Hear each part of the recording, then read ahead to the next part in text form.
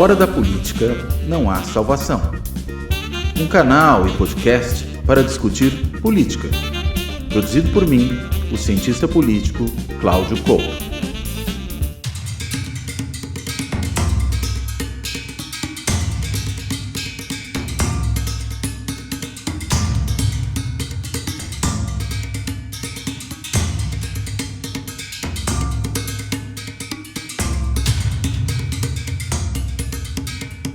Olá, este Fora da Política Não Há Salvação, ele é gravado no dia 15 de junho de 2023, período, não exatamente esse dia necessariamente, mas esses dias em que se completam 10 anos das assim chamadas Jornadas de Junho de 2013, aquelas em que milhares de pessoas, se não milhões, a gente sempre tem dificuldades em fazer esse tipo de conta, foram às ruas, a gente poderia assim dizer, nas mais variadas cidades brasileiras, começa nas grandes capitais, num protesto contra o aumento do preço dos transportes, demandando tarifa zero, demandando melhoria das condições na mobilidade urbana, mas rapidamente esse é um movimento que se espalha para uma série de outros temas e que também acaba, acho que esse é um dado muito interessante do que aconteceu naquele momento, ele acaba também abarcando grupos muito diferentes daqueles que estavam inicialmente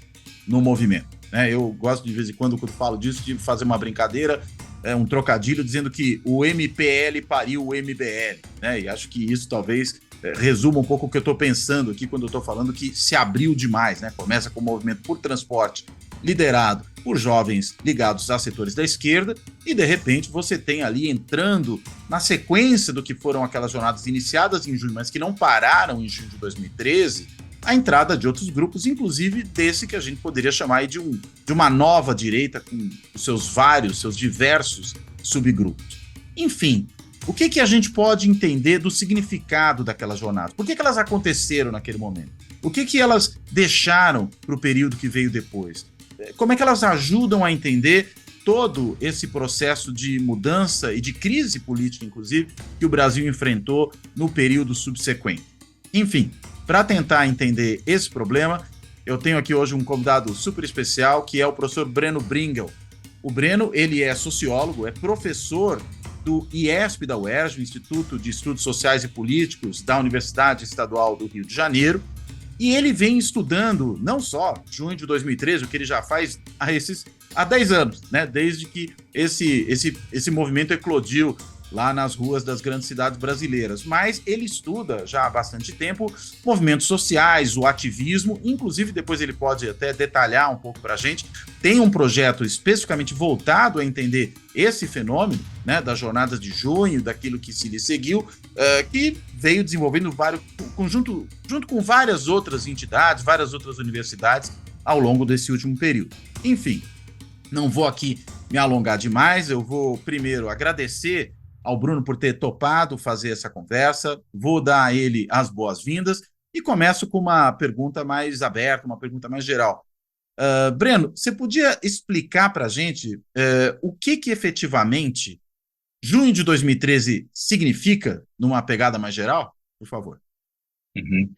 Bom, olá, Cláudio, olá a todas e todos que estão nos escutando. Prazer enorme estar aqui conversando contigo, com todas e todos vocês, nesse, formato que eu acho muito interessante, que a gente tem um pouco mais de tempo para poder discutir e aprofundar nos debates, Bom, o que foi junho? É a grande pergunta,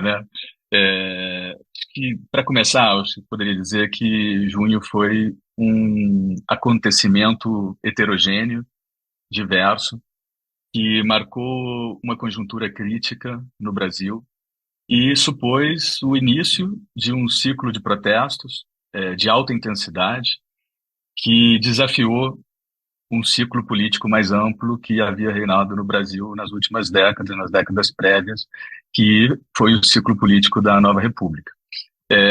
Desde 2013, 2014, eu tenho sustentado, Cláudio, essa tese, essa hipótese, de que junho de 2013 foi, de fato, um ciclo de protestos de alta intensidade, um ciclo, vamos dizer assim, curto no tempo, porque os ciclos de protestos costumam ser curtos no tempo, eles não duram mais de semanas ou meses no máximo, porque é muito difícil você manter a efervescência social nas ruas durante muito tempo, mas ele coincidiu com uma crítica profunda do ciclo político, esse sim, de médio prazo, que reinava no Brasil por mais tempo, vamos dizer assim, umas 3 décadas mais ou menos, onde nós tínhamos, de fato, atores consolidados, nós tínhamos instituições, nós tínhamos uma dinâmica de agendas políticas que, bom, mais ou menos, né, embora tivéssemos alternância no poder, sempre estavam aí na agenda, digamos, comum dos partidos, dos movimentos, dos sindicatos, e esse ciclo político mais amplo foi colocado em xeque, foi criticado de forma profunda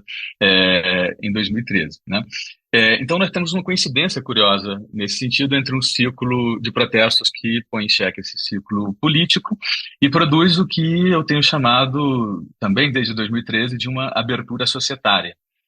Porque junho de 2013 não foi um movimento social, foi um movimento societário. E essas são duas coisas, acho que diferentes, e é importante a gente fazer essa diferença, né? Uma coisa é um movimento social, tal como a gente entende, como uma organização, com uma identidade relativamente bem definida, uma organicidade, com uma duração no tempo, e podemos pensar em vários, obviamente, movimentos sociais existentes no Brasil ao longo das últimas décadas, com formatos e ideologias distintas. Mas o que eu estou chamando de movimento societário é algo que transborda o movimento social. É quando as pessoas saem às ruas, inclusive indivíduos, coletividades que não costumam se mobilizar, não costumam participar de protestos. Normalmente isso acontece raras vezes, não é muito habitual. Nós temos grandes movimentos da sociedade que não são exatamente movimentos sociais. Os movimentos sociais também estavam lá em junho, mas então junho para mim foi um movimento societário. Foi um movimento da sociedade muito mais amplo, por isso também muito mais heterogêneo, diverso, plural, e às vezes com coexistências nas mesmas praças, nas mesmas ruas, nos mesmos espaços, de atores, inclusive antagônicos, que compartilhavam o mesmo espaço, embora não compartilhassem os mesmos motivos pelos quais estavam ali, né? Então, junho de 2013 foi tudo isso e foi um momento de catarse. Foi uma explosão social, foi um momento em que havia uma grande energia social, uma dinâmica de experimentalismo político, acho que muito grande, no Brasil, e que abriu, de alguma maneira, os cenários da conflituosidade da política. Os rumos não estavam dados ali, realmente. Então, eu acho que esse é um ponto importante, né? Pensar o que, a despeito da heterogeneidade, havia ali uma certa sensibilidade compartilhada de que, enfim, de indignação, de que as coisas não estavam bem, a despeito dos diagnósticos fossem muito diferentes, né? Agora, você falou em movimento, nem movimento, né? Você falou em abertura societária, né? Uhum. Pensei aqui, logo que você colocou isso e contrapôs essa ideia, a ideia de grupos organizados que já estavam habituados a ocupar a rua, né? Quer dizer, a gente teve sociedade, mas não teve, digamos, sociedade civil. Dá para pensar algo nessa linha, mais ou menos? Eu acho que nós tínhamos tudo, tinha sociedade civil também, mas tinha a sociedade em peso, ou seja, tinha muitos indivíduos, né? Redes de afinidade, pequenos grupos, que não é exatamente sociedade civil organizada, não são movimentos sociais, mas que foram para a rua, né? E não foram para a rua iniciais, exatamente. Porque aí é importante a gente diferenciar um pouco o início do mês de junho e o que foi a sequência do ciclo de protestos, né? O mês de junho começou com movimentos iniciadores, que são movimentos sociais mais consolidados, organizados, que foram puxando protestos, inclusive com pautas no começo, bastante, digamos, à esquerda e de democratização da sociedade, da política, principalmente o MPL, mas não era de fato o único movimento, né? Acontece que, de fato, havia essa pujança de vários movimentos sociais organizados, saindo às ruas e se reorganizando no Brasil, inclusive antes de junho de 2013. E esses foram os movimentos que iniciaram, sobretudo o MPL, né, as jornadas. Poderia ter dado em nada e poderia ter ficado um movimento restrito a alguns protestos do MPL ou de algum bloco ou coalizão de movimentos sociais, mas não foi isso que aconteceu, né? Acho que nós tivemos uma confluência, obviamente, forte entre repressão, mediatização E difusão generalizada dos protestos que não ocorreram simplesmente por motivos internos, mas por ressonâncias internacionais de um ciclo de protestos mais amplos no mundo. Junho é parte de uma geopolítica da indignação global. E junho, se a gente olhar para o junho como um acontecimento em si, ele tem muitas características semelhantes ao que nós tivemos. Esse eu acompanhei anos antes também do movimento dos indignados, por exemplo, né, na Na Espanha, Espanha. do Occupy Wall Street nos Estados Unidos, do movimento das praças também no Egito, em outros países, né, do norte da África. Tem características muito semelhantes entre todos esses movimentos, e junho também é parte disso.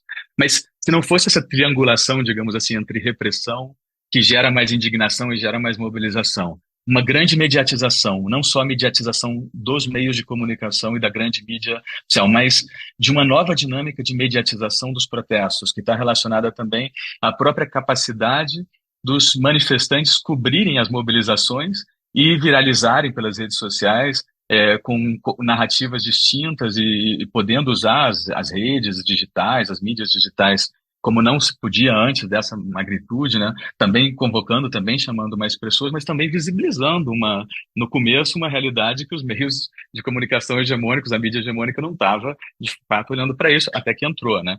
E entrou de uma maneira, claro, bastante enviesada inicialmente, criminalizando, até que mudou, deslocou o discurso a outra narrativa, na qual se dividiu entre os bons e os maus manifestantes, entre aqueles que faziam baderna, os vândalos que queriam depredar, e foram construindo essa narrativa entre os maus e os bons manifestantes, que eram aqueles que tinham bandeiras, obviamente, mais afins à questão da luta contra a corrupção, da luta contra o PT, né? E, enfim, poderíamos localizar de alguma maneira mais com bandeiras mais à direita e que foram adotadas pela grande mídia, né? Então, o junho, nesse início, teve esses movimentos iniciadores, mas depois, então, teve movimentos derivados. E os movimentos derivados não são não é exatamente movimentos. Eu não sei se eu estou de acordo com aquilo que você falou no início, Cláudio, de que o MPL pare o MBL, mas o que acontece é que existem movimentos derivados que aproveitam a janela de oportunidades que foi aberta por essa conflituosidade, por esse ciclo de protestos, e entram no vácuo, né? Então, o que eles aproveitam, na verdade, é o cenário de abertura societária. E esse cenário de abertura societária, de fato, permitiu que muitos outros atores fossem entrando em cena e depois disputando sentidos, não só das mobilizações em si, mas do pós-junho, dos acontecimentos posteriores a junho, né? Aliás, deixa eu pegar um pouco essa tríade que você mencionou há pouco, para pegar, porque você falou de várias coisas agora que eu acho que seria interessante tentar puxar cada uma delas. Primeiro, vou pegar o elemento da repressão, né? Que você mencionou. Há um fato que, pelo menos na minha percepção, parece que foi um fato muito marcante, que foi aqui em São Paulo aquela duríssima repressão feita aos manifestantes na Rua da Consolação, né? Os manifestantes subiam ali a Rua da Consolação, no sentido da Avenida Paulista, e de repente eles são bloqueados pela polícia militar, que parte violentamente para cima deles. É um negócio assustador. Inclusive, se não me engano, foi nesse momento que se atingiram, inclusive, jornalistas com bala de borracha. Uma jornalista que eu cheguei até depois a conhecer levou um tiro de bala de borracha no olho. Foi um negócio horroroso. E parece que depois daquilo dá uma virada. Né? Parece que é depois daquilo que, digamos, engrossa o movimento. E aí o que eu ia te perguntar é: a repressão foi um fator fundamental aí para entender justamente o início dessa abertura societária? Porque a minha impressão é que o movimento engrossa e entram atores que não eram aqueles que estavam inicialmente puxando o movimento, justamente depois dessa repressão. A primeira impressão que dava naquele momento é: puxa, o movimento conseguiu solidariedade. Talvez, mas aí você começa a ver que os que entraram são talvez muito diferentes e com pautas até antagônicas aos que estavam no começo, o que deixa a gente muito confuso sobre o significado daquilo. Como é que a gente pode entender, não necessariamente só a consolação, eu estou falando porque esse me parece foi um fato Uhum. muito marcante, por eu que moro em São Paulo, mas imagino que a repressão favorece essa virada do movimento, depois tendo manifestante que vai lá e tira selfie com a polícia militar, um negócio maluco, né, em relação ao que aparece no começo. É. Não, esse é um bom ponto, porque de fato, eu acho que teve um papel duplo da repressão em 2013, né? Em um primeiro momento, a repressão gerou, sobretudo essa repressão do dia 13 de junho, que foi uma repressão totalmente descontrolada, né? Foi muito, muito forte. Ela gerou uma onda de indignação muito forte e ela gerou um efeito de difusão dos protestos. Então, os protestos foram se difundindo, tanto geograficamente, de um lugar para o outro do Brasil. Toda cidade do Brasil começou a chamar protestos, inclusive pequenas cidades. Junho de 2013 foi muito nacional nesse sentido, ele foi muito capilarizado no país inteiro. Era muito interessante isso, porque nós estávamos acostumados no Brasil a ter protestos, os ciclos protestos de grande intensidade, né, que eram muito concentrados nas capitais ou em algumas cidades mais importantes, etc. Em 2013, eu acho que nós podemos dizer, talvez sem nenhum problema, que foi o ciclo de protesto mais capilarizado em termos de difusão geográfica da história do Brasil. Todas as estados do Brasil, todas as cidades médias tiveram protestos, inclusive algumas cidades pequenas. Foi muito impressionante isso. E esse efeito de difusão, ele se deve em boa medida à repressão, à indignação com a repressão, mas teve um outro efeito de difusão da repressão, que foi o efeito não de difusão não geográfico, mas de difusão para outros setores da sociedade, que não eram esses setores, digamos, mobilizados, setor, vamos dizer assim, o campo movimentista que já estava na rua antes. Então, isso permite abrir e mudar um pouco o caráter das jornadas de junho, né, nesse momento, expandir, mas ao mesmo tempo fazer com que ela fosse ganhando esses outros sentidos, digamos assim, né, muito mais heterogêneos, às vezes mais conservadores, que não estavam no momento inicial. Mas no final, já mais para o final de junho, foi aparecendo outro efeito da repressão, que não é o da difusão e o da onda de indignação e de solidariedade, mas um efeito da repressão como forma de criminalização muito forte de determinados grupos de manifestantes e de ativistas. E nesse sentido, junho se fecha, o junho em si, digamos assim, né? Ele se fecha com uma onda muito, muito forte de criminalização de ativistas, de protestos, de manifestantes em várias cidades do Brasil. Nós temos o caso conhecido dos 23 ativistas que foram presos no Rio de Janeiro, depois foram equiparados a grupos criminosos, de organizações criminosas. A Nós turma da tivemos Sininho. a turma da Sininho e outros, né, que foram de fato presos nesse momento. E se a gente pensar quem foi criminalizado, foram os grupos, digamos assim, mais à esquerda, né, que estavam mobilizados, sobretudo grupos mais autônomos, coletivos, anarquistas, libertários. E esse processo foi um processo que seguiu de maneira muito forte pós-junho, né, no pós-junho. Foi um processo que a gente não pode entender sem a dinâmica de militarização da sociedade, de militarização da vida, de securitização que foi tomando conta do país, inicialmente pela desculpa, digamos assim, da Copa do Mundo no ano seguinte, né, em 2014, das Olimpíadas em 2016, mas que depois foi tomando conta, de fato, de uma maneira muito assustadora, né?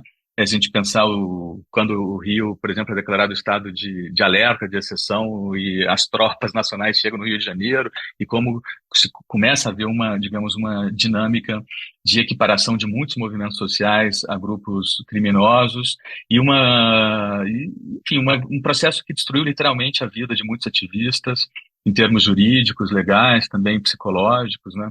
E essa foi uma outra face, digamos assim, da repressão, já mais para o final de junho, que aconteceram, então, as duas coisas, né? Em momentos distintos do mês de junho. Agora, você falou da repressão, a outra coisa é a mediatização, né? A terceira era justamente a difusão, né? É, O terceiro pé aí dessa trinca que você levantou há pouco. é, Agora, a mediatização é muito interessante, né? Porque você tem, por exemplo, o surgimento da mídia ninja, né? Naquele contexto, que pega vários desses vídeos produzidos pelos próprios manifestantes e os difunde de maneira muito mais ampla. Até ouvi esses dias um outro podcast, né, tratando dessa questão, uhum, em que uma das lideranças ali do movimento de junho, essa pessoa ela fala o seguinte: olha, o que ajudou muito a difundir no começo foi o fato de que os algoritmos do Facebook, de outras redes sociais, parece que ainda não estavam treinados para simplesmente devolver mais do mesmo para as pessoas, né? Mais do que elas sempre consomem. E aí acabou irradiando muito mais do que talvez teria acontecido se ocorresse depois, né? Um outro dado que também, puxando aqui um pouco pela memória, isso para mim foi É. muito marcante também. Lembro que uma manhã ali, escutando, fazendo café da manhã, escutando a rádio logo cedo, e aí ouço o Arnaldo Jabor, né, que era uma figura insuspeita, que tinha descido sarrafo no movimento nos dias anteriores, de repente ele começa a elogiar o movimento. Aí eu falei, pera um pouco, algo está acontecendo, porque esse cara mudou de posição radicalmente, né, de ontem para hoje, né? É. Ou seja, teve uma. A mídia tradicional começa a ter gente ali insuspeita, nesse sentido que eu acabei de colocar, que muda de posição, e a mídia não É. tradicional tem uma força que talvez não tivesse em outros momentos, né? Eu acho que é interessante pensar esses dois movimentos coexistindo, né? Porque, de fato, por um lado, a grande mídia ela desempenhou um papel fundamental ali enquanto ator político mesmo, que tentava disputar, moldar os discursos, influenciar as opiniões da sociedade, né? Sobre o que era junho de 2013. E essa mudança de opinião do Jabor ali ao vivo, quase, ela virou meme, né, na hora, porque de fato foi uma coisa hilária, mas que permitiu, que foi um termômetro do deslocamento do discurso da grande mídia inicial sobre junho, visto como uma ameaça, digamos assim, né, para depois uma leitura, um olhar sobre junho como oportunidade, como, que bom, né, as pessoas estão saindo às ruas, e começaram aquelas coberturas ao vivo das manifestações, retransmitindo os protestos. Olha só a crítica à PT, olha só a crítica à corrupção, olha também os bons e os maus manifestantes. Há muitos estudos, pesquisas interessantes sobre o tratamento que o jornalismo formal também, a grande mídia, deu a junho de 2013. Há um notável viés nas coberturas da imprensa nesse sentido. E os resultados de muitas dessas pesquisas é interessante porque eles mostram que, de fato, a grande mídia acabou convocando a direita para as ruas no pós-2013, sobretudo, né? Mas aí eu acho que tem um ponto interessante para a gente pensar. A mídia foi um ator político de fato relevante aí. Então, por que não dizer, então, que a direitização do país, posterior a 2013, tem mais a ver com a grande mídia, tem mais a ver com outras coisas que não com 2013 como tal? Porque hoje a gente está vivendo um moralismo enorme, todo mundo quer pôr a culpa em 2013, e a questão não é a culpa de 2013, é como os atores reagem quando são interpelados a esse acontecimento crítico, essa conjuntura crítica. Esse exemplo que a gente está dando é um exemplo, eu acho que interessante para ver isso. A mídia jogou um papel aí nessa direitização, né? Nessa chamada da sociedade. Então, bom, vamos colocar na conta da grande mídia, em vez de pôr na conta de Dos 2013, ativistas. e em vez de pôr na conta dos ativistas, porque eu acho que parte da dificuldade que nós temos para ler junho de 2013 ainda, hoje reside em que boa parte do debate público sobre o tema continua reproduzindo a narrativa que a grande mídia criou, construiu sobre 2013, né? Então, essa, de fato, é um lado da moeda. Por outro, tem isso que você mencionou antes. Acho que é interessante a gente pensar esse papel da mídia alternativa, do mediativismo na jornada de junho, de forma mais ampla, né? Nessa mediatização mais generalizada dos protestos. Acho que os protestos, eles foram de fato acompanhados ao vivo por meios independentes, a Mídia Ninja é um deles, mas surgiram muitos pequenos coletivos de mídia ativistas, né, que foram acompanhando os protestos, fazendo retransmissões, fazendo coberturas, tentando trazer outras narrativas sobre junho de 2013, tentando buscar um contraponto, de fato, com essa narrativa dos meios hegemônicos das grandes mídias, né? E aí o uso massivo dos celulares, a forma de pensar a difusão das informações, a construção desses processos comunicativos assim mais descentrados foi muito interessante, né? Muitas vezes eram os próprios mídia ativistas que denunciavam a repressão, por exemplo, né? E eu acho que tudo isso somente reforça a importância, claro, da agenda de democratização da mídia, da comunicação, mas também é interessante pensar que esse processo que aconteceu em junho, ele continuou em alguma medida, ele está associado a um padrão histórico de comunicação popular no Brasil. Ele tem antecedentes em outros lugares do mundo, sobretudo no movimento anti-globalização dos anos 90, no qual surgem grupos com perfis muito parecidos que diziam, já que nós queremos ser contra a mídia, sejamos nós mesmos a mídia, né? E vamos cobrir, vamos fazer, vamos criar. E é interessante pensar o como esse processo nos últimos 10 anos de pulverização, de descentralização da informação, da comunicação, também eu acho que está associado em alguma medida a esse questionamento da mídia hegemônica que foi muito forte aí naquele momento, né? Ou seja, tantos blogs hoje, tantas pequenos coletivos que estão trabalhando a questão da informação, da comunicação. Nós não tínhamos isso no Brasil com essa magnitude antes. É interessante, você falou esse negócio, não dá para ficar culpando, né? Pelo menos quem É, começou, né, 2013, e eu pensei, se eu fosse fazer uma epígrafe para isso, eu pensaria na frase do Marx, né? Os homens fazem história, mas não a fazem como querem, né? Quer dizer, não é porque o pessoal começa um processo que necessariamente vai conseguir saber exatamente o que vem depois, ou controla, né, o que vem depois. totalmente.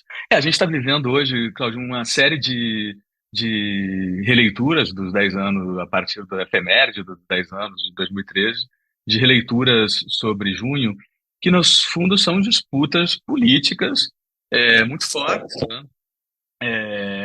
Que estão tentando, me parece, marcar uma posição sobre junho de 2013, mas com entendimento muito míope, muito simplista em termos analíticos, né? Acho que tem uma série de teses muito problemáticas, equivocadas, que estão circulando aí no debate público nas últimas semanas. Tese de que junho de 2013 gerou o fascismo no país. Antes de ontem saiu um número especial dessa revista da Perseu Abramo, acho que é Foco, né, o título, que colocava isso na capa. Junho de 2013 gerou o fascismo no país, uma revista enfim, né, poderia apresentar uma pluralidade de vozes, inclusive dentro do PT, sobre junho de 2013, porque eu acho dentro do PT, inclusive, uma certa pluralidade de perspectivas sobre o que é 2013, mas não, colocou a leitura mais tosca sobre junho de 2013 ali, e colando de quase como se antes de 2013 o Brasil vivesse um mundo de mil maravilhas, né? Não tínhamos nenhum problema, etc. Outra tese muito problemática é a tese que tem circulado bastante nos últimos anos e agora tem sido retomada nesses últimos dias, de que 2013 é fruto da guerra híbrida, do intervencionismo imperialista internacional, etc., né? E acho que é uma paranoia conspiracionista terrível isso. A gente, obviamente, não pode negar que há interesses de muitos think tanks, que há interesses de muitos grupos conservadores e, sobretudo, grupos bastante reacionários e novos grupos liberais de financiar, de fato, grupos de direita no Brasil e em outros lugares do sul global. Isso vem, sobretudo, dos Estados Unidos, né? Mas junho de 2013 não é fruto disso. Assim, se a gente tem que pensar uma ressonância de 2013 em termos internacionais, eu acho que é muito mais essa ressonância do que eu disse antes dos protestos da indignação pelo mundo, assim, né? Todas essas revoltas que começam no mundo árabe, na Tunísia, depois na Jordânia, no Iêmen, no Egito, e que vão compartilhando essas características, como eu disse. Todas elas são muito heterogêneas, todas elas têm esse elemento de desconfiança e de rejeição dos sistemas políticos, todas elas, de alguma maneira, rejeitam os atores políticos estabelecidos, digamos assim, na cena política. Todas elas, de alguma maneira, têm uma crítica muito forte às lideranças formais, um certo cansaço da população com a classe política, e também uma coisa que a gente tem que ler em termos de pós-crise global de 2008, no momento em que as condições de vida das pessoas começaram a deteriorar muito, né? E isso gerou mal-estar em muitos lugares também, né? Então, acho que em termos internacionais, claro, tem algo disso, e tem algo que normalmente não aparece nos debates, que é uma profunda transformação do ativismo contemporâneo. A gente tem que fazer uma leitura mais social da política para entender isso. E isso tem a ver com a mudança das formas e das dinâmicas de sociabilidade militante, das formas de organização, da mediação política, da forma através da qual hoje são convocadas as manifestações, os protestos, que não é a mesma coisa como se fazia 10 anos, 20 anos ou 30 anos atrás, né? Então, hoje nós temos um ativismo que é muito mais descentrado, e nesse sentido, todas essas mudanças, elas são fundamentais para a gente entender como Junho se forjou dessa maneira e não de outras, como se compartilha esses elementos, né? Então, acho que a gente tem que problematizar essas teses problemáticas, equivocadas que estão rolando, outras que fazem uma relação de uma causalidade muito simplista entre junho de 2013 e o bolsonarismo, sem ler o processo político, porque eu acho que o que a gente tem que ler é a dinâmica do processo político, né? A gente não precisa de culpa, precisamos de boa sociologia política para entender Perfeito. como se produz o processo político, né? Então, todas essas são leituras que estão em disputa aí e que me parece que só um olhar um pouco mais, enfim, complexo e menos polarizado, digamos, para junho permite a gente avançar, né? Aliás, já que eu falei do Marx, dessa ideia, né, de fazer história, mas não fazer do jeito que se pretende, pegando um outro porquinho aqui da sociologia, daria para a gente dizer que. E aí, para entrar numa brecha que seja um pouco, nem tanto essas teses conspiracionistas, né, ou de encontrar culpados, estabelece relações de Uhum, causa e efeito muito simplórias, mas, digamos, perceber certas convergências, ou, daí o outro porquinho, afinidades eletivas, né? uhum. Será que, de repente, essa abertura societária que você apontou, que ocorre nesse momento, por conta dessa nova sociedade que está presente nos mais diversos lugares do mundo, tanto que ocorrem fenômenos parecidos em diversos lugares, com uma série de similaridades, inclusive do ponto de vista da multiplicidade de pautas, multiplicidade de atores, da forma de mobilização, etc. Dá para dizer que não é que 2013 criou o fascismo brasileiro, mas daria para dizer que 2013 abriu uma porta que permitiu a entrada de um ator que antes não tinha muito por onde entrar e que ali achou uma oportunidade. Daí eu estou pensando em afinidade eletiva. Faria mais sentido pensar nesses termos? O que você acha disso? Assim, eu acho que a questão talvez fundamental seja pensar numa abertura de, vamos dizer assim, de janelas de oportunidades políticas que junho de 2013 de fato constrói, né?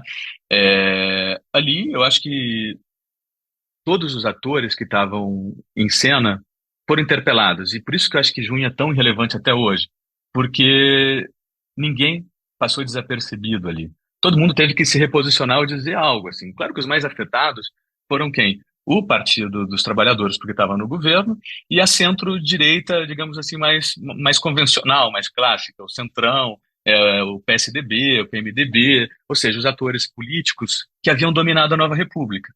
De alguma maneira, é isso que estava em jogo ali. E é muito interessante, alguns anos atrás eu sugeri esse paralelismo, assim, de que quando começam digamos, as lutas contra a ditadura, pela redemocratização política no Brasil nos anos 70, né? Final dos anos 70, começo dos anos 80, todas aquelas lutas, né? Aqueles movimentos que estavam ali em plena efervescência para mudança, para redemocratização política no país e que impulsa, de fato, com muita força até o processo constituinte, tá, direta já, etc., né?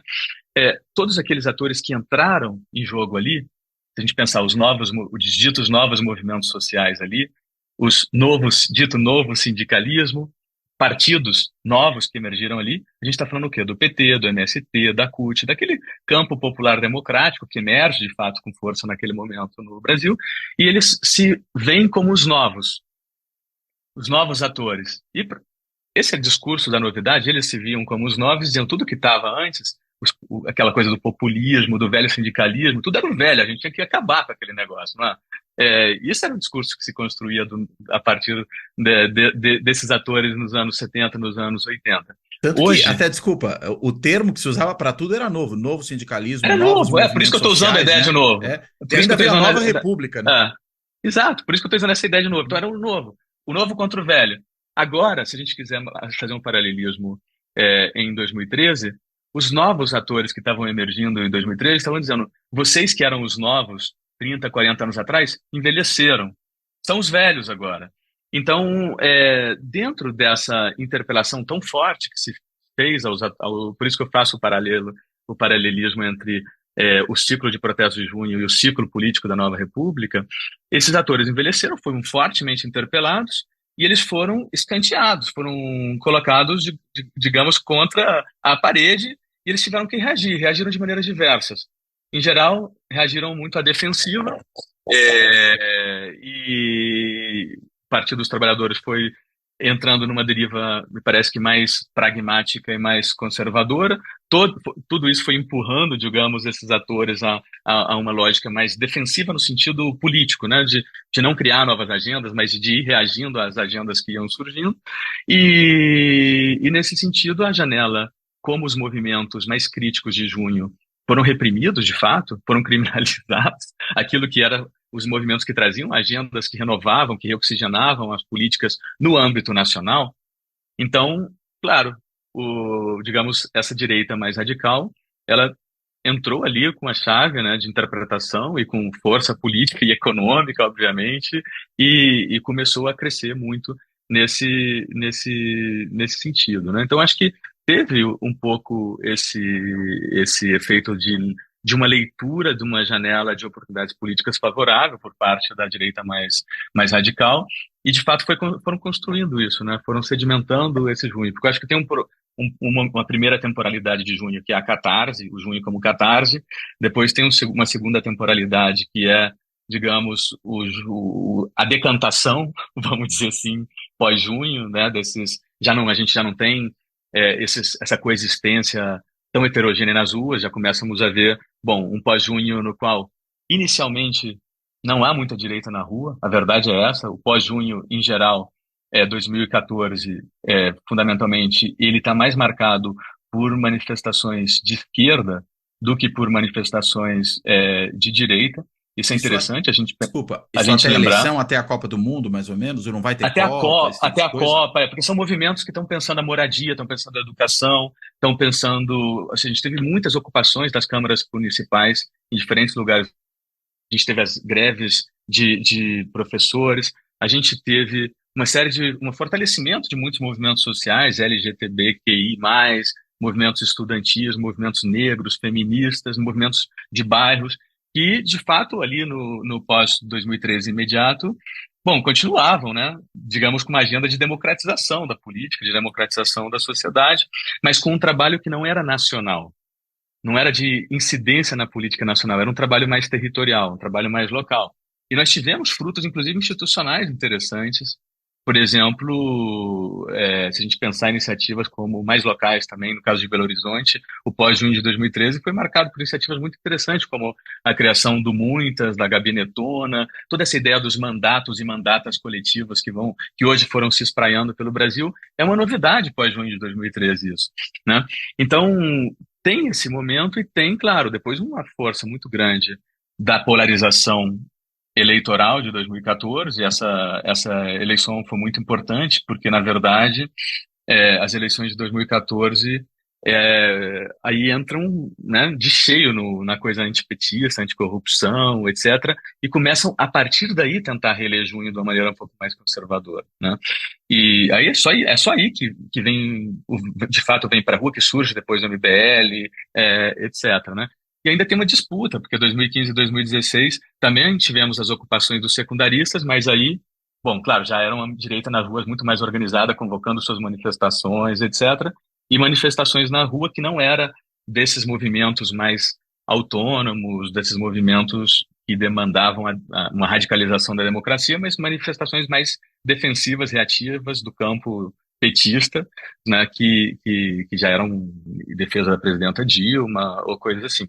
Então, acho que a gente teve um momento da catarse, um momento da decantação, que é esse momento já que as coisas vão se separando, e um movimento depois, acho que um momento de sedimentação, no qual a gente vai entendendo a processualidade sociopolítica de uma maneira mais ampla. E eu acho que aqui é uma coisa importante pensar que toda essa série de acontecimentos que foram fazendo com que a política brasileira parecesse uma espécie de série de Netflix com tantos acontecimentos bombásticos que a gente acompanhava a coisa, não sabia, já aparecia um personagem, no dia seguinte já aparecia, já vinha outra bomba, etc. Bom, a gente não pode ler isso em chave de uma causalidade simples entre um acontecimento e outro, a gente tem que entender a processualidade com suas contingências, com suas relações de poder, né, com uma correlação de forças, ler o processo histórico e sociopolítico, eu acho que dessa maneira, pensando os diversos atores que estão em jogo, que estavam em jogo ali, né? É, a gente antes falou dos protestos, do papel da grande mídia, do papel, mas a gente aqui tem que pensar também do papel do agronegócio, o papel das bancadas do boi, da bala, da Bíblia. Essas sim pariram Bolsonaro. Não foi em junho de 2013 que pariu o Bolsonaro. Que pariu o Bolsonaro foi essa grande articulação da elite brasileira, que não teve nenhum problema que um cara desse tipo pudesse ser o porta-voz mais adiante, né, de um projeto que pudesse ser vencedor, desde que contemplasse os interesses deles, né? Agora, uma coisa que estava muito forte ali em 2013 já, que acho que continuou depois, mas que ali a gente já via, e acho que isso se inscreve muito naquilo que se apontou, né, que havia um rechaço à política tradicional, né, É. ao novo que ficou velho, né, parece até coisa de música do Uhum. Belchior, né, isso aqui do novo que ficou velho, né, É. e o novo sempre vem, é isso que eu estou lembrando aqui do Belchior. Mas havia um sentimento antipartido, né, muito forte. Eu me lembro de manifestações em mais de um lugar do país em que as pessoas que apareciam com as bandeiras de partidos eram rapidamente rechaçadas por alguns que estavam ali presentes. Uma coisa muito marcante para mim, eu lembro que naquela época mesmo eu fui tentar fazer uma apresentação disso para uns colegas aqui na América Latina, e lembro que usei esse slide ali ainda no calor da hora, em junho de 2013, que era um slide de uma foto de um pessoal com uma faixa escrita Meu partido é meu país. Né? E Uhum. pouco tempo depois, acabou virando o lema de uma camiseta. Era uma faixa amarela e veio depois a camiseta amarela Meu partido é o Brasil, que até Bolsonaro e família andaram usando. Né? É, é interessante porque, de novo, parece que essas coisas meio que se interpenetram ali. De um lado, um rechaço à política tradicional no sentido mais estrito. E aí, claro, pega de roldão não só o PT, mas, como você bem colocou, os partidos da centro-direita tradicional, PSDB, né, para pegar aqui um exemplo.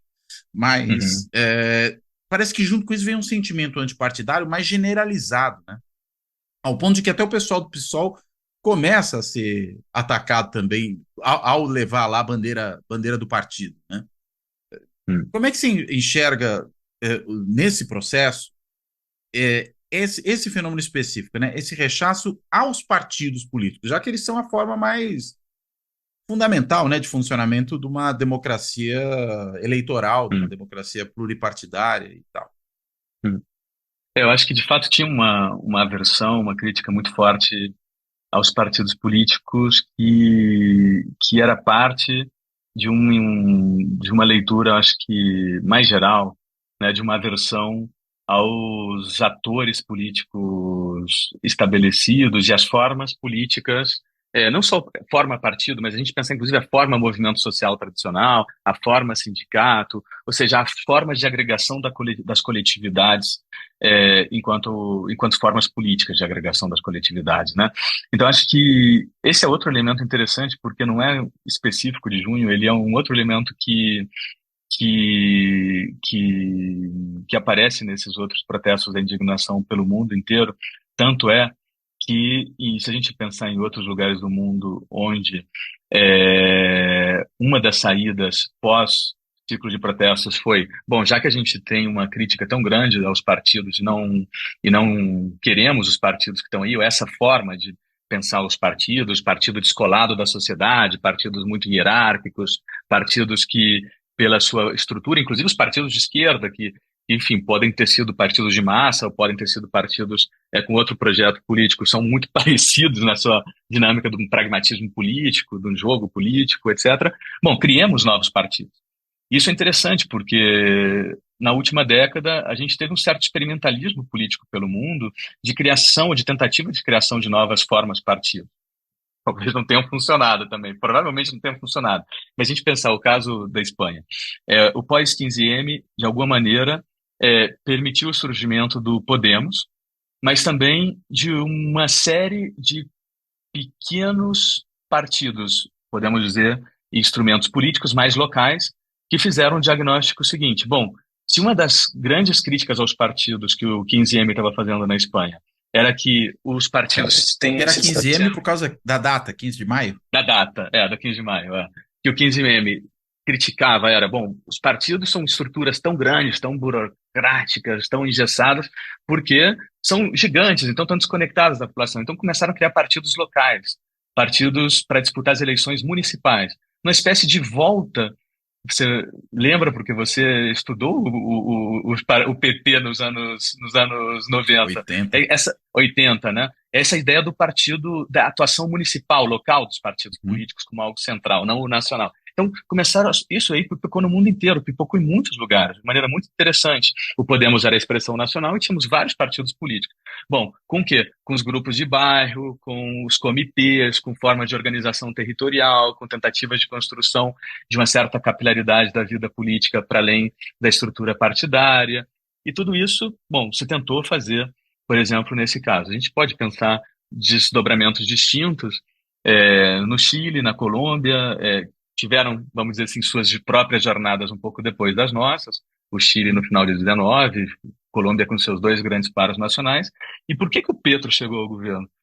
Ele não tinha partido para isso, criaram uma coisa nova, que era uma coalizão distinta. Ele falou, bom, vamos criar uma coisa aqui, uma forma política que não seja partido, mas que seja uma coalizão de diferentes atores que possam, de alguma maneira, canalizar essa energia social que estava nas ruas, que está nos territórios, e construíram isso. Uma O espécie de Frente Frente Amplio. Amplio 2.0, né? Estou comparando com a É, Uruguaia, por isso que eu estou pensando nisso. no caso do Chile, criaram de fato o Frente Amplio, né? Uhum. Assim chamado, é o Frente Amplio mesmo.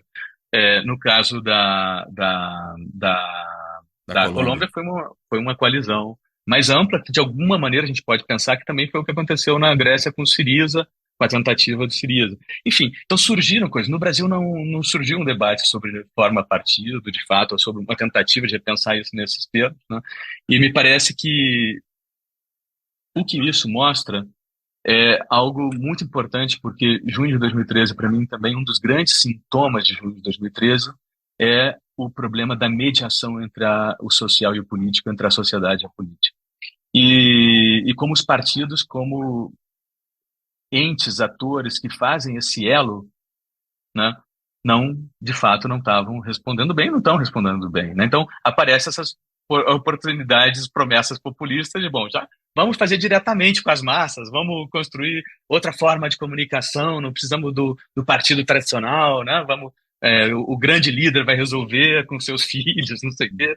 Enfim, não é uma reinvenção do partido político, não é uma reoxigenação do partido político, são outras derivas, que é a antítese, talvez, ao exemplo que eu estava mencionando, dessas iniciativas coletivas que tentaram repensar o partido, que é a saída populista. Esse foi outro tipo de saída que aconteceu em vários lugares do mundo, e a gente sofreu com isso no Brasil, me parece, com o caso do Bolsonaro, que em alguma medida surfou nisso, né?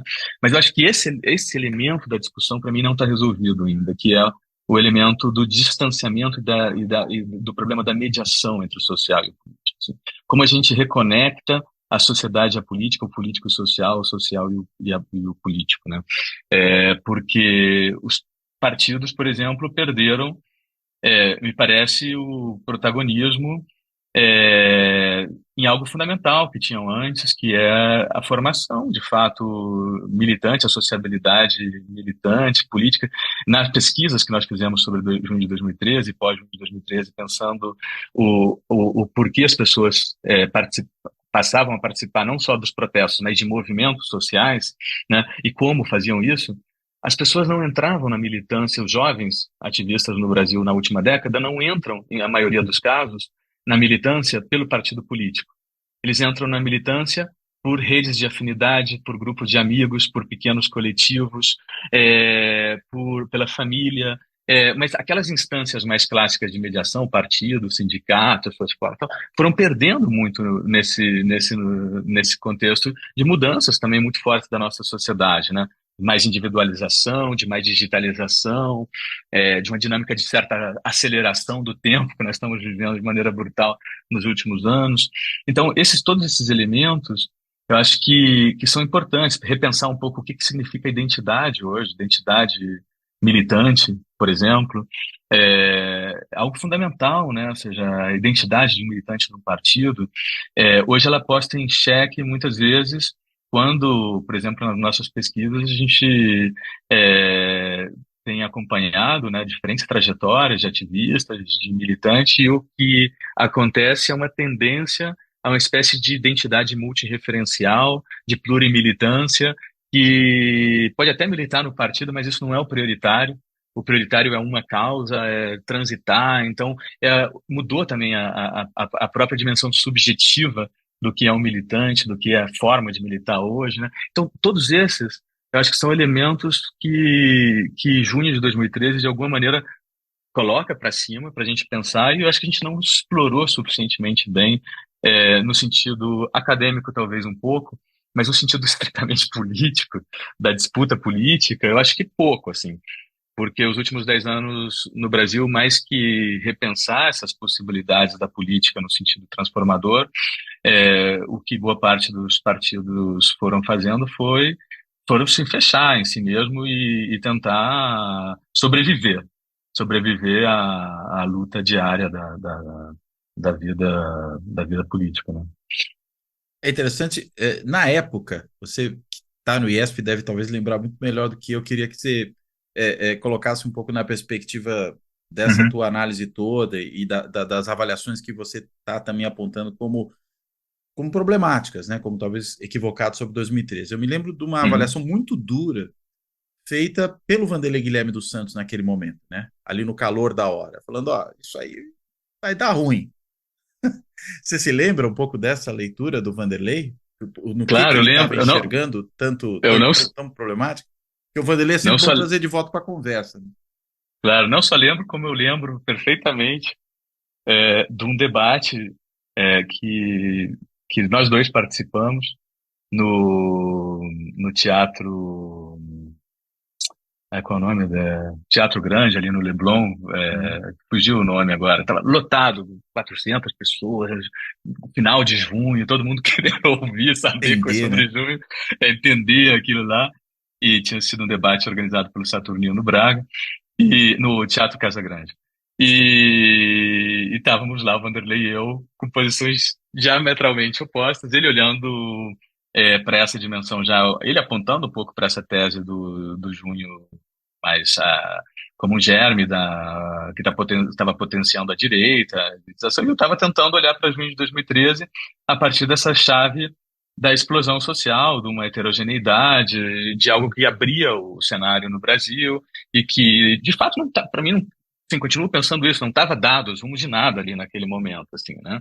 E eu acho que eu bem lembro bem daquele debate com o Vanderlei, aliás, porque eu dizia, Vanderlei, o problema dessa tua leitura é porque ela é um pouco míope, assim, ele ficou meio puto e tal. Ele é míope em muitos sentidos, assim. Ela primeiro ela tem uma miopia temporal, porque a miopia temporal era o quê? O argumento de dizer, bom, toda esse rapaziada que está aí na rua não sabem como fazem protestos, não sabem como fazer manifestações. Nós que vivemos o golpe, nós que vivemos a ditadura, né, e tal, sabemos como organizar. Isso não era só o Vanderlei que estava dizendo. Quem estava dizendo isso era o MST também, eram muitos movimentos sociais que, de fato, quando olharam para as ruas ali, em 2013, não se reconheciam nas ruas. É quase aquele dilema de falar, bom, olha, nós queremos que a sociedade, queremos que o povo saia às ruas, mas quando o povo saia às ruas, mas não era exatamente isso que nós queríamos, né? Então, um pouco essa ideia, mas sobretudo uma forma de minimizar ou de infantilizar junho, com uma postura enfim, que coloca, digamos, num certo patamar as lutas que seriam importantes, né, históricas, etc., mas que não entende, de fato, o que são essas reconfigurações do ativismo e o que estava acontecendo ali. Também era problemático, eu acho, certas narrativas de um mito fundacional ali em junho de 2013, como se tudo tivesse começando ali. Claro, não era nada daquilo, né? Nem tanto ao mar, Jovens nem tanto à terra, né? tantos ativistas, que estamos começando a grande, não sei. Não, não é isso, né? Tem um processo prévio, tem muita acumulatividade.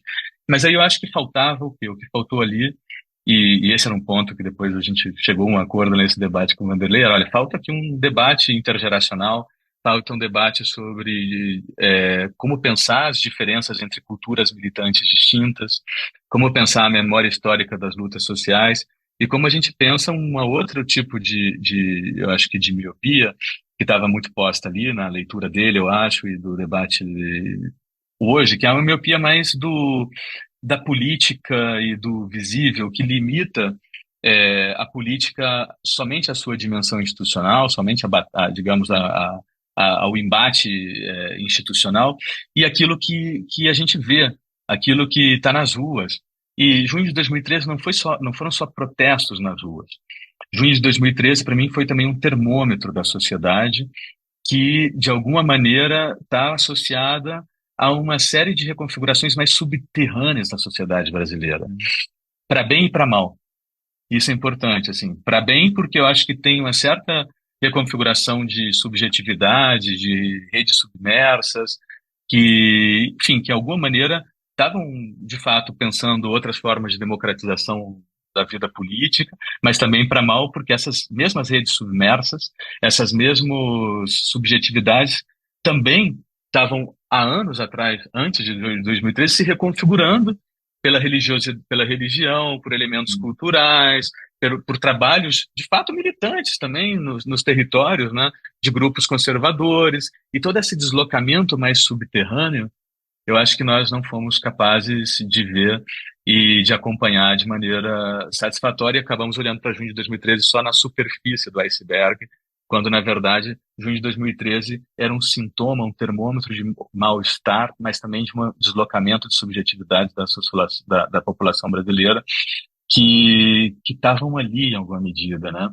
E eu acho que isso sim é um tema importante, porque não podemos ler a política simplesmente a partir desse viés, assim, né? Acho que a gente tem que tentar ler um pouco também esses deslocamentos mais amplos no tempo dos sentidos mesmo do lado cognitivo, né? Assim, da política. Agora eu sei porque que o Vanderlei ficou bravo com você. Não era miopia, era presbiopia, né? Era a dificuldade de ver o que estava perto demais, né? Acho que Estava era perto essa a demais. questão. Talvez fosse isso. Era o É. diagnóstico.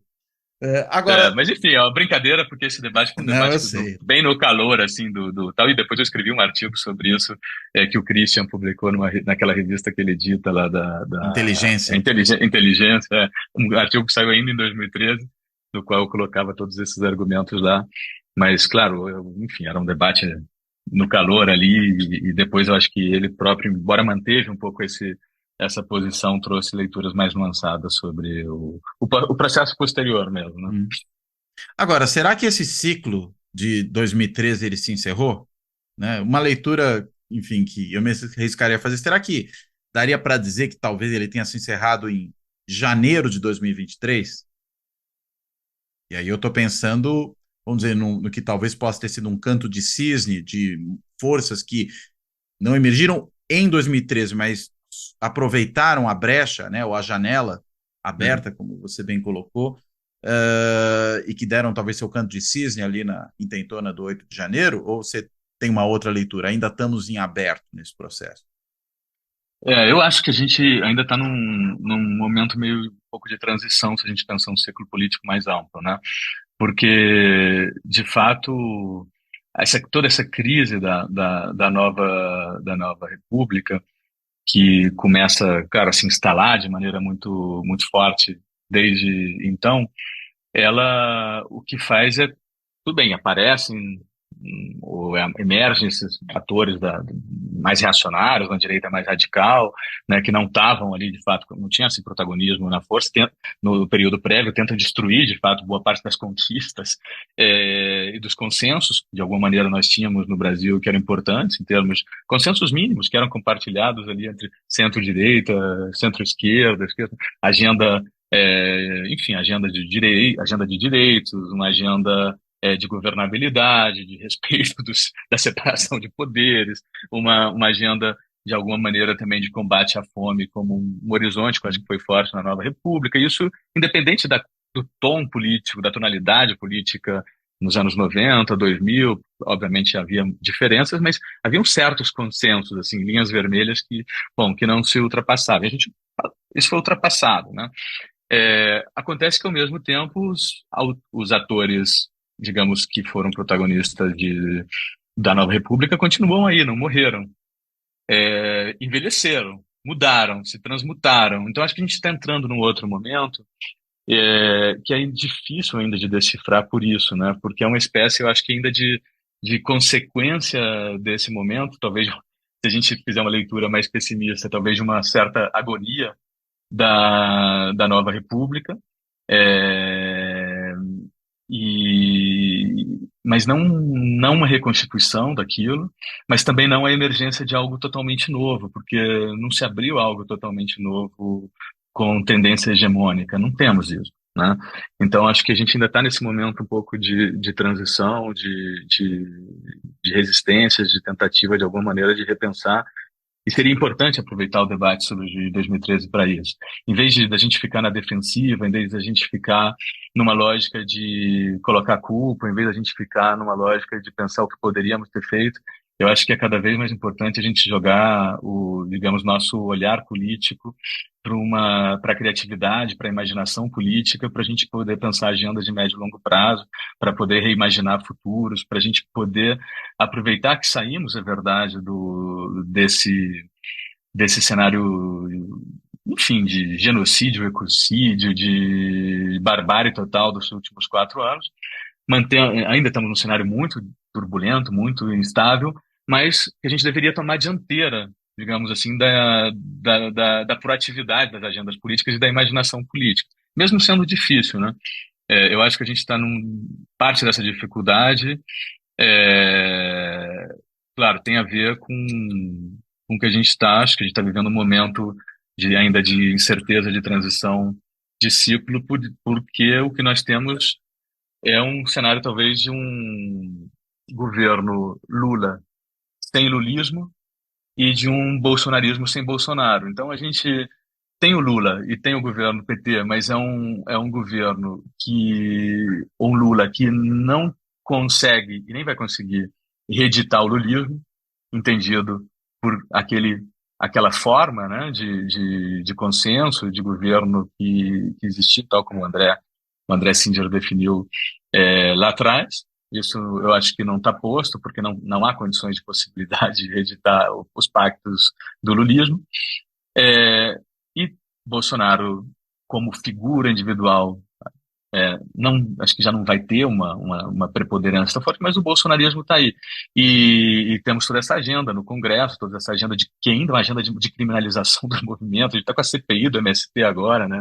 A gente está com um momento ainda de criminalização de ativistas, de assassinatos, de militantes em vários lugares do Brasil. Enfim, é um momento muito incerto, muito instável, mas eu acho que o grande desafio que nós temos é pensar cenários de transição. E talvez o espírito de junho, que de alguma maneira ficou de fato embaixo do tapete nos últimos anos e embaixo da discussão pública, mas que não desapareceu de alguns atores mais locais, que trabalham nos territórios, etc., deveria ser resgatado nesse sentido, né? Num sentido de pensar, de imaginar, que mundo queremos, que Brasil queremos, de voltar a pensar dessa maneira, e abrir de fato, uma agenda política de transição séria no sentido democrático, de transição ecológica, de transição comunicativa, de transições que permitam a gente colocar um cenário de médio e longo prazo e o que nós temos que fazer nesses próximos anos para chegar nisso, mesmo com as contradições do presente. E esse espírito, só para fechar, como é que você definiria ele de forma relativamente sintética? Em que sentido? Esse espírito de junho, que você diz aí que ficou, digamos, submerso, mas que pode ser recuperado. Como é que a gente definiria esse espírito de junho? É um espírito de quê? De contestação da mesmice? O que seria isso exatamente? Eu acho que é um espírito de indignação e ao mesmo tempo de abertura do futuro. de indignação no sentido de não acomodação, a gente não se acomodar com o que temos, né? Então, nesse sentido, é contestação, sim, mas é uma indignação com o que está dado, que não tem por que ser destituinte, pode ser instituinte, né? E, ao mesmo tempo, de abertura do futuro. Acho que junho foi isso também, né? Uma tentativa de abrir o nosso futuro, que depois o futuro e como as coisas aconteceram não foram para os rumos que a gente queria, isso é outra conversa. Mas acho que tem um pouco essa ideia de que estamos travados, né? Travados, às vezes, quando a gente está travado na polarização, estamos travados numa dinâmica política que não funciona, que não permite a gente avançar em agenda. Como a gente reabre o futuro? Como a gente pensa em uma reconstrução de horizontes utópicos práticos, concretos, que não seja aquela coisa de uma utopia longínqua, etc., mas como a gente pode reabilitar a política, de alguma maneira, nesse sentido. Acho que isso estava posto em junho, né? E isso eu acho que só pode ser feito com muita generosidade, com muita escuta ativa, com muita abertura ao diálogo e com proatividade, né? Muito bom. Breno, brigadíssimo por essa conversa. Muito Obrigado boa, você. muito boa, muito instigante e, enfim, tira a gente um pouco, às vezes, de certas leituras rápidas, né, que a gente tende a fazer sobre um fenômeno que é super complexo, né, que é isso do que foi, do que continuou sendo, né, do que, enfim, ainda implica, né, esse movimento de 10 anos atrás, mas que, enfim, como você bem coloca, acho que não parou, né, há 10 anos atrás. Não. Agora, eu te devolvo então a palavra aí para você, enfim, se ainda tem algum ponto que você acha que porventura a gente deveria ainda ter tocado e acabou não passando por ele, para que você possa trazer e fazer as suas amarrações finais, por favor. Não, só te agradecer o espaço, o debate, a possibilidade da gente conversar com calma, tranquilidade, com leituras um pouco mais complexas sobre o que foi junho e o cenário da política brasileira, né? Obrigado, Cláudio, um prazer estar contigo e poder dialogar com você. Eu que agradeço, Breno. Bem, então, feito aqui o agradecimento ao Breno, eu quero também, como sempre faço aqui no fechamento, agradecer a todas e a todos que têm acompanhado o Fora da Política Não Há Salvação, seja no canal do YouTube, seja aí no podcast, que está disponível em mais de 20 plataformas de áudio, e, claro, também agradecer e convidar as demais pessoas, agradecer a todo mundo que tem contribuído aqui com o projeto do canal, pelo meio que for, pode ser aquele meio muito pontual ali, que pode ser feito esporadicamente, do botãozinho do Valeu Demais, aquele botão do coraçãozinho embaixo do vídeo do YouTube, que permite uma contribuição pontual, do valor que a pessoa achar que deve. Pode ser também se tornando membro do Clube dos Canais, ao se inscrever no canal, é a mesma coisa que seguir o canal, né, e que permite uma contribuição periódica, da mesma forma fazendo uma assinatura simbólica num outro instrumento, que é o site do benfeitoria.com, que é um site de financiamento coletivo que tem lá a possibilidade dessa assinatura simbólica. Para isso é só ir no endereço lá, benfeitoria.com/apoio fora da política não há salvação, tudo junto.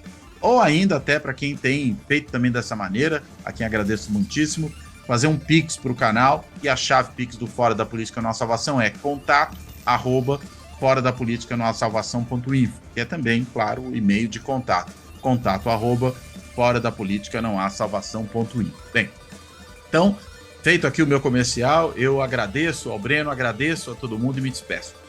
Até a próxima. Tchau, tchau.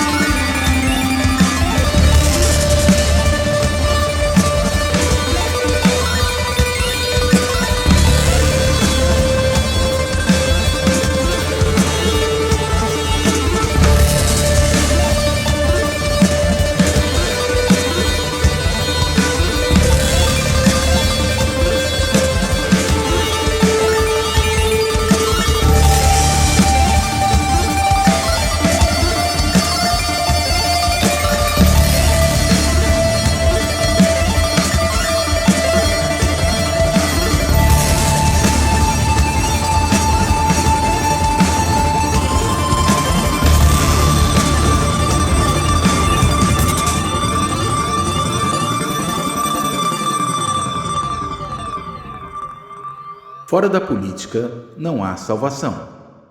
Um canal e podcast para discutir política. Produzido por mim, o cientista político Cláudio Couto.